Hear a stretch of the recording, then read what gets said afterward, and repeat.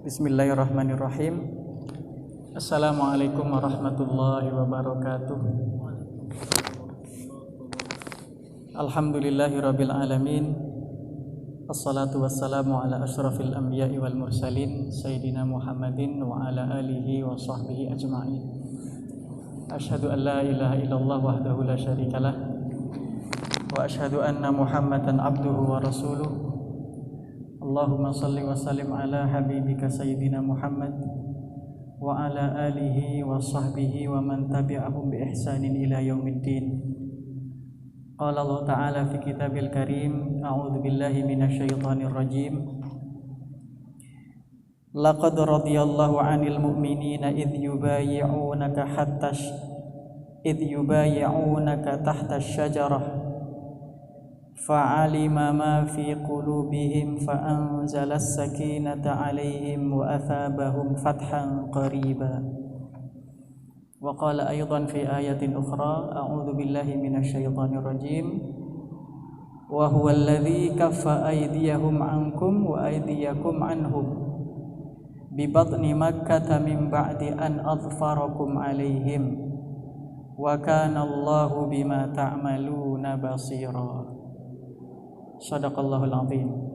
Alhamdulillah, puji syukur kehadirat Allah Subhanahu wa taala. Pada kesempatan malam hari ini Allah masih memberikan kepada kita kesehatan, nikmat yang sering kali kita lupakan, dan nikmat ini biasanya akan kita ingat di saat kita sedang terbaring sakit, atau di saat kita sedang sakit gigi, di saat kita sedang sariawan, di saat kita sedang hidungnya mampet. Itu baru terasa bahwa nikmat sehat itu luar biasa besarnya. Maka dari itu, selagi kita masih diberikan kesehatan oleh Allah, marilah sama-sama kita memanfaatkan kesehatan kita itu untuk taat kepada Allah dan Rasul-Nya. Kemudian salawat dan salam tak henti-hentinya marilah senantiasa kita panjatkan, kita sampaikan kepada seorang nabi terakhir yang Allah utus untuk kita, untuk umat beliau, seorang nabi yang selama ini kita pelajari sejarah hidupnya. Tidak ada wajah yang lebih tampan dari wajah beliau, tidak ada akhlak yang lebih indah daripada akhlak beliau, dan tidak ada perangai atau pribadi yang lebih indah, lebih berwibawa daripada beliau. Ini disaksikan oleh para sahabat, bagaimana di saat mereka berada di tengah-tengah Rasul, di antara mereka tidak ada yang berani menatap langsung wajah beliau, karena saking wibawanya, karena saking auranya yang luar biasa, sehingga mereka lebih banyak menunduk ketika melihat wajah Rasul. Lalu di saat Rasul berbicara, tiba-tiba mereka yang tadinya sedang ngobrol langsung terdiam dan menunduk. Karena Allah berfirman, la tarfa'u aswatakum fawqa sautin nabi. Nah, itu tertera di dalam Al-Quran, dan di situ juga tertera di Masjid Nabawi, di Raudhah. Itu ada tulisan seperti itu. Artinya, janganlah kalian meninggikan suara kalian melebihi suara Nabi. Karena kalau begitu, amalan-amalan kalian bisa hancur, bisa binasa. Jadi itu bisa kita pelajari, bisa kita saksikan bagaimana para sahabat sampai seperti itu. Sayyidina Abu Bakar bahkan sering ditegur oleh Nabi, wahai Abu Bakar, tolong angkat sedikit suaramu karena aku tidak mendengar. Jadi saking hati-hatinya, sampai Nabi kadang tidak mendengar apa yang diucapkan oleh Abu Bakar. Itulah para sahabat. Baiklah, malam hari ini kita akan melanjutkan tema kita, yaitu tentang Perjanjian Al-Hudaybiyah bagian kedua. Insya Allah malam hari ini selesai kita mengkaji tentang Perjanjian Al-Hudaybiyah. Jadi kemarin saya ulas sedikit lagi tentang bagaimana para pemuda Quraisy itu sangat ingin berperang dengan kaum muslimin, tetapi para pembesar Quraisy mereka tidak ingin melakukan peperangan, mereka inginnya damai saja, gencatan senjata. Lalu pada malam hari sekitar 70 orang menyusup ke dalam barisan kaum muslimin. Namun kemudian Allah gagalkan melalui Muhammad bin Maslamah. 70 orang itu ditangkap dan oleh Nabi dimaafkan. Karena memang sejak awal Nabi dan para sahabat datang ke Mekah bukan untuk berperang, ingin beribadah, ingin umrah. Nah, ini digambarkan oleh Allah dalam firman-Nya, wa huwallazi kaffa aydiyahum ankum wa aydiyakum anhum bi batni makkah min ba'di an adfarakum alaihim wa kana Allahu bima ta'maluna basira.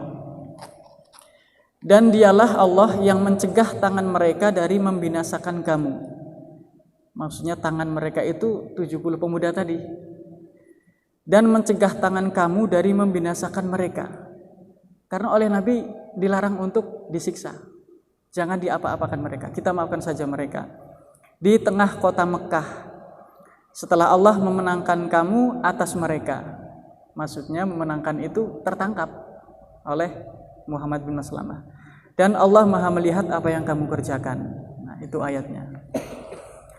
Lalu ketika peristiwa itu terjadi, Rasulullah SAW ingin mengutus sahabatnya yang bernama Umar bin Khattab agar memasuki kota Mekah untuk memberi informasi kepada orang-orang Mekah bahwa kedatangan kami ini bukan untuk berperang, kami murni ingin beribadah. Tetapi Umar bin Khattab menolak. Beliau menolak karena beliau merasa bahwa ada orang yang lebih pantas untuk dijadikan sebagai utusan. Alasannya karena Umar tidak memiliki banyak keluarga di Mekah. Kalau nanti dia sampai datang ke situ, dikhawatirkan dia justru akan dianiaya atau ditangkap oleh orang-orang Mekah. Maka dia menunjuk sahabatnya Sayyidina Utsman bin Affan. Ditunjuk beliau, dan beliau juga termasuk orang yang masih banyak keluarga di Mekah, sehingga tidak begitu dikhawatirkan keberadaannya di Mekah karena banyak keluarganya yang akan melindunginya. Betul saja ketika sudah sampai di Mekah, ada seorang orang-orang Quraisy ini termasuk yang bernama Aban bin Sa'id yang menjadi penjamin keselamatan Sayyidina Utsman, Aban bin Sa'id. Nah, lalu karena pada waktu itu tidak ada handphone, tidak ada alat komunikasi yang canggih, rupanya Sayyidina Utsman ini cukup lama berada di Mekah sehingga tersiar kabar bahwa Sayyidina Utsman dibunuh oleh orang-orang kafir. Nah, ketika kabar itu masuk ke barisan kaum muslimin, maka Rasul dan para sahabat melakukan baiat yang biasa disebut dengan baiatur ridwan, yaitu di bawah sebuah pohon. Dan peristiwa ini Allah gambarkan dalam Al-Quran surat Al-Fath ayat 18. Laqad radiyallahu 'anil mu'minina idh yubayyi'unaka tahta syajarah. Tahta syajarah itu di bawah pohon. Fa'alima ma fi qulubihim, dan Allah itu mengetahui isi hati mereka, isi hati kaum muslimin. Fa'anzalas sakinata 'alaihim, maka Allah menurunkan ketenangan ke atas mereka. Wa athabahum fathan qariba, dan Allah itu memberi janji kepada mereka bahwa fathan qariba, kemenangan itu sebentar lagi akan tiba. Setelah itu berbaiat, dan baiat ini sungguh luar biasa kisahnya, tetapi malam hari ini bukan saatnya untuk menyampaikan itu. Jadi pada waktu itu Rasul bilang kepada para sahabat, sekarang kita berbaiat untuk tidak lari dari peperangan kalau memang terjadi peperangan, karena ini merupakan sebuah pengkhianatan kalau seandainya Sayyidina Utsman betul-betul terbunuh di Mekah atau dibunuh. Maka kita sama-sama berbaiat di bawah pohon ini, semuanya menjabat tangan Rasul. Lalu Rasul meletakkan tangan beliau sendiri di atas tangan beliau, ditempel, kata beliau, ini baiatnya Utsman. Jadi tangan Utsman itu diwakilkan oleh tangan beliau. Ini untuk Sayyidina Utsman, untuk Utsman bin Affan. Rupanya tidak, berita itu berita bohong. Ternyata Sayyidina Utsman tidak terbunuh atau tidak dibunuh. Beliau kembali ke pasukan muslimin. Nah, lalu jamaah sekalian, orang-orang Quraisy kan kemarin sudah ngutus beberapa orang ya. utusan ini gagal, utusan itu gagal. Inginnya orang Mekah itu jangan sampai masuk ke Mekah gitu loh. Meskipun para sahabat atau kaum muslimin itu jumlahnya 1.400 orang, kalau bisa satu pun jangan sampai masuk Mekah. Cukup di Al-Hudaybiyah saja. Nah, maka dikirimlah beberapa utusan yang menurut mereka sudah layak untuk dijadikan sebagai diplomat gitu. Diplomasinya juga dipilih orang-orang yang bagus. Ternyata semuanya gagal. Semuanya tidak berhasil untuk menghentikan keinginan Rasulullah SAW dan para sahabat. Lalu terakhir ini pamungkasnya diutuslah Suhail bin Amr. Suhail bin Amr, begitu Rasul melihat ada Suhail di situ, kalau ini lain kata Rasul. Kalau ini lain, nanti pasti hasilnya akan berbeda dibanding dengan utusan-utusan mereka sebelumnya. Begitu datang, Suhail lalu mengatakan, kita sepakati saja wahai Rasul, wahai Muhammad, sekarang silakan tulis perjanjiannya. Kata Suhail, kata Rasulullah, ayo Sayyidina Ali ditulis Bismillahirrahmanirrahim di dalam perjanjian itu, Pak. Lalu kata Suhail, kami tidak mengerti apa itu Ar-Rahman, apa itu Ar-Rahim. Kami tidak pernah mengenal itu. Kami minta diganti. Diganti apa? Bismika Allahumma. Kata Rasul, baiklah. Sayyidina Ali keberatan. Beliau seorang yang sudah bisa baca tulis, beliau merasa keberatan. Wahai Rasul, kenapa engkau turuti saja permintaan Suhail itu? Kata Rasul, ikuti saja. Tidak masalah. Bismika Allahumma ditulis. Lalu yang kedua, min Rasulillah, ada kata Rasulullah di situ. Kata Suhail, wahai Muhammad, kalau kami itu percaya bahwa engkau adalah Rasul Allah, maka pasti kami tidak akan memusuhi kamu. Kami tidak akan memerangi kamu, kami tidak akan menghentikan kamu di Hudaybiyah ini. Pasti kami akan mempersilahkan kamu untuk masuk ke kota Mekah. Masalahnya, kami itu tidak percaya bahwa engkau adalah utusan Allah. Diganti. Diganti apa? Diganti Muhammad bin Abdullah. Kata Rasul, baiklah. Sayyidina Ali keberatan lagi. Wahai Rasul, bukankah ini memang Rasul? Iya wahai Ali, tapi hapus saja. Hapus. Ali tetap enggak mau, maka Rasul sendiri yang menghapusnya. Kalimat Rasulullah itu dihapus. Lalu poin-poinnya ini bagi kita ya, jangankan bagi kita ya Mas, bagi para sahabat saja ini poin-poinnya sangat zalim kepada kaum muslimin. Ada 4 poin. Yang pertama saya bacakan, isinya itu, Rasul dan para sahabat tahun ini tidak boleh masuk Mekah. Itu sudah di Hudaybiyah itu, sudah 9 mil lagi sudah masuk kota Mekah. Tapi kata Suhail, kalian untuk tahun ini tidak boleh masuk kota Mekah. Tapi untuk tahun depan silahkan, itu pun waktunya cukup 3 hari saja. 3 hari, tidak lebih, tidak kurang. Dan kalian tidak boleh membawa pedang kecuali pedang yang dimasukkan ke dalam sarungnya. Seperti itu peraturannya. Kata Nabi, baiklah. Sahabat sudah mulai geram ya. Ini Rasul kok mau dengan perjanjian seperti ini. Lalu kemudian yang kedua isinya, kedua belah pihak tidak boleh saling serang. Artinya ada gencatan senjata. Sahabat juga geram. Kita ini sudah habis menang perang Uhud, habis menang perang Khandaq, habis menang perang Badar. Kenapa kok masih mengikuti aturan ini wahai Rasul? Istilahnya begitu kira-kira. Kata Rasul, kita ikuti saja. Lalu yang ketiga, siapapun boleh memilih untuk bergabung dengan pasukan muslimin atau dengan pasukan kafir. Jadi ada kabilah-kabilah di Madinah, kabilah-kabilah di sekitar Mekah. Mereka boleh bebas memilih. Dalam perjanjian ini mereka akan bergabung kemana? Bebas memilih. Nah, sehingga konsekuensinya, kalau ada kabilah yang menyerang, kabilah Mekah yang menyerang kabilah Madinah, maka akan meruntuhkan perjanjian, akan membatalkan perjanjian. Nah, ini yang nantinya menjadi penyebabnya Fathu Mekah. Penyebabnya di sini karena ada kabilah yang menyerang kabilahnya Rasul gitu. Inilah nanti yang membuat perjanjian ini batal, padahal baru 2 tahun. Harusnya ini berlaku 10 tahun. Tetapi baru 2 tahun ini para kabilah ini nggak sabar. Mereka mungkin lupa dengan perjanjian itu sehingga mereka membunuh salah seorang kabilah yang sedang berada dalam kelompoknya kaum muslimin. Inilah penyebab nanti adanya Fathu Makkah. Lalu poin yang keempat, ini yang paling zalim menurut saya nih. Siapapun dari kalangan kaum muslimin yang berada di Madinah, jika masuk ke kota Mekah, maka dia tidak boleh kembali lagi ke Madinah. Dia harus tetap tertahan di Mekah.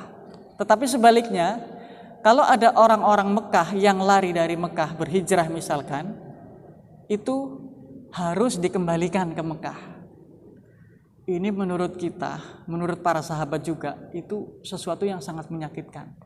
Tetapi bagi Nabi justru di sini poin lebihnya. Poin lebihnya di sini.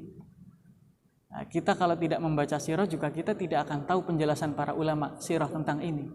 Ternyata dimanfaatkan oleh Nabi. Jadi sahabat itu malah bebas. Sudah bosan di Madinah ya. Saya bosan di Madinah, saya mau ke Mekah aja. Di Mekah nanti dia bisa berlama-lama di situ. Bukan murtad. Justru di situ malah menyebarkan ajaran Islam. Sampai batas yang tidak ditentukan karena perjanjiannya begitu. Kalau sudah masuk Mekah ya sudah nggak boleh pergi. Jadi malah para sahabat memanfaatkan itu. Jadi kalau mau ke Mekah lah, tapi jangan pulang. Ke Mekah di sana berdakwah, disebarkanlah agama Islam itu. Jadi malah akhirnya Islam dikenal sekali di Mekah pada saat perjanjian damai itu. Dan perlu diketahui juga bahwa pada saat-saat seperti inilah antara perjanjian ini justru Rasul itu sudah tidak menganggap penting lagi Mekah, seolah-olah begitu. Jadi kata Rasul, saya diutuskan untuk rahmatan lil alamin, untuk seluruh alam. Kalau ngurusin Mekah ini terlalu kecil. Biarlah Mekah dengan perjanjian ini kita dakwah ke luar negeri. Maka pada tahun-tahun ini kan kita dengar kisahnya, kita baca sirahnya, banyak sekali para sahabat yang kemudian diutus ada yang ke Mesir, ke Raja Muqawqis, ada ke Persia, ada ke Romawi. Rasul ngirim surat yang isinya tegas sekali. Aslim taslam. Islamlah kamu wahai raja, maka kamu akan selamat. Isinya begitu. Begitu ngirim surat ke orang-orang Romawi yang mereka adalah orang-orang ahlu kitab, punya Injil, itu oleh raja mereka utusan ini dihormati, bahkan ada yang mengatakan dikasih hadiah, souvenir. Tetapi bisa kita lihat bagaimana tanggapan Raja Persia. Begitu surat itu dibacakan di hadapan Raja Persia, surat itu langsung dirobek-robek hanya karena nama Rasul berada di atas nama beliau. Itu saking peradaban mereka itu rendah sebenarnya. Karena mereka tidak punya kitab suci. Jadi mereka itu pedomannya dukun, klenik, karena mereka adalah majusi kebanyakan, penyembah api. Jadi mereka tidak rela kalau ada nama orang lain di atas nama raja mereka. Maka surat itu dirobek-robek dan utusan ini ada yang mengatakan dibunuh. Begitu terdengar kabar oleh Rasul bahwa surat dari beliau itu dirobek-robek oleh Raja Persia, maka Rasul bersabda, "Mazzakallahu fi mulkih." Allah nanti akan merobek-robek kerajaannya. Ternyata betul. Setelah Islam jaya, Persia runtuh di tangan kaum muslimin. Nah itu dalam peristiwa ini, perjanjian ini justru luar biasa, banyak sekali hikmahnya yang bisa kita peroleh. Yang pertama tadi kan bahwa Rasul, kenapa kok kita hari ini nggak berangkat? Bukankah kau pernah bermimpi dan mimpimu adalah benar? Kau akan mengajak kami umroh dengan tenang, dengan damai. Itu Sayyidina Umar yang berkata begitu. Iya betul, kita akan umroh. Bukankah engkau ini Rasulullah? Bukankah engkau ini utusan Allah? Bala, kata Rasul, iya saya utusan Allah. Bukankah kita ini berada dalam kebenaran dan mereka dalam kebatilan? Nahnu alal haq wa hum alal batil. Kata Rasul, bala. Masih bertanya lagi Sayyidina Umar, bukankah kalau kita mati kita masuk surga dan kalau mereka mati mereka masuk neraka? Kata Rasul, bala, betul wahai Umar.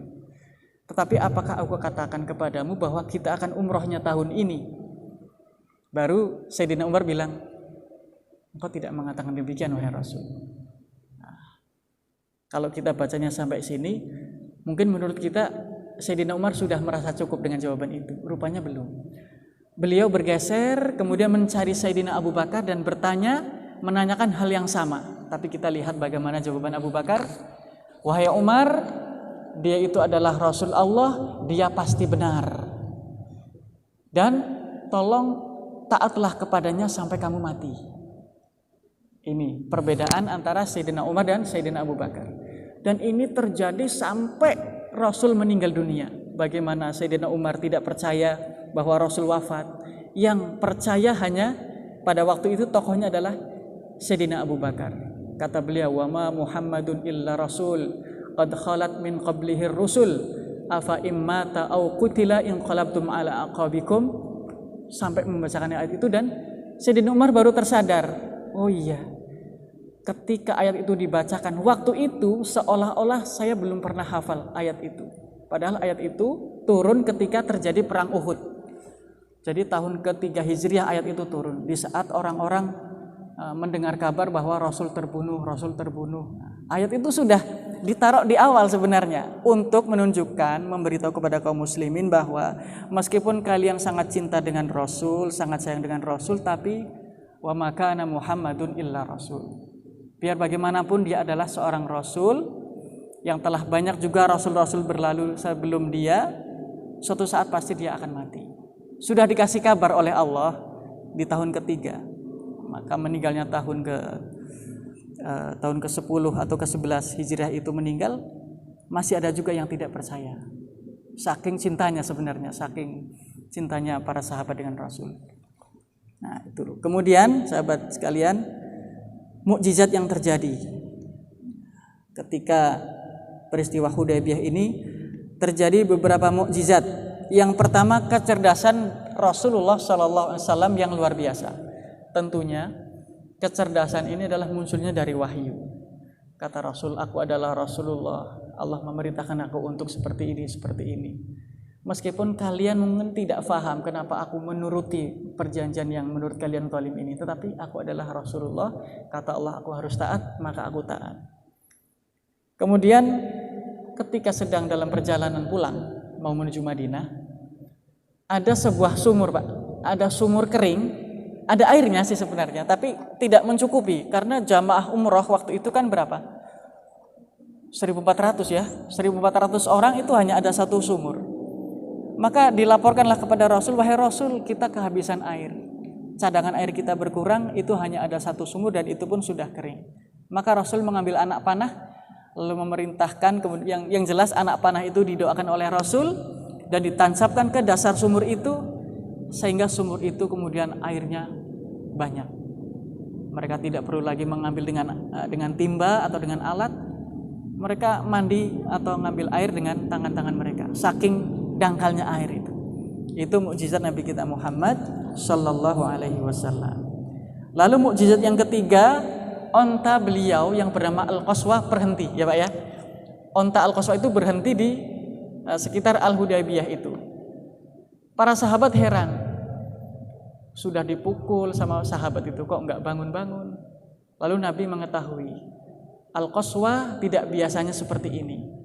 Ini memang perintah Allah untuk menghentikan Al-Qaswah. Maka kita harus taat, kita harus berhenti di sini. Itu salah satu mukjizatnya. Sepertinya itu, Pak.